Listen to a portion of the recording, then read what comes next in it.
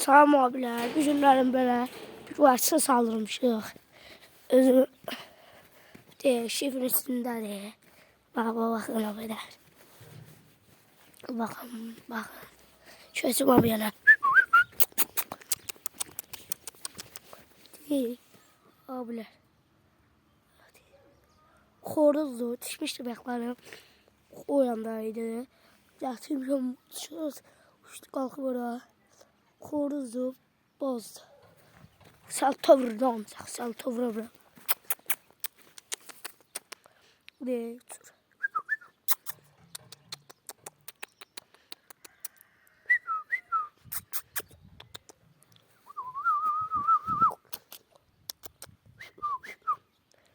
De, düşübdü o. Burğu ağlı bozdu. De, şimdi gəlin bax.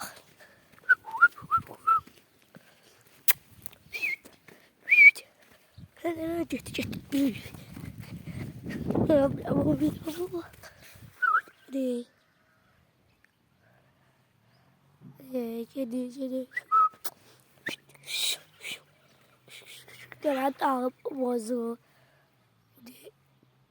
Gələn ondan görsənə. Bax, babam alası gələni. Bir dənə 5 dənə alası, 2 fənə, 2 xoruz, 3 fərə. Bundan birlikdə 6. Bunu bir dənə oradan 5 dənə, 3 dənə fərə alası, 2 dənə xoruz.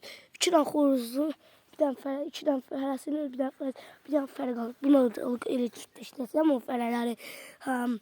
Son 5 dənə, 6 dənə olur. Əmim alası, bir fərə, bir xoruz alası 800 dənə, 4 fərə, 4 xoruz.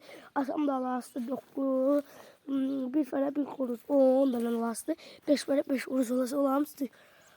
Balası son tarihlə bir dənə güvarçın getmişdi o boz. Onu görə gətirə bilsəm, o video çəkəcəm yenə.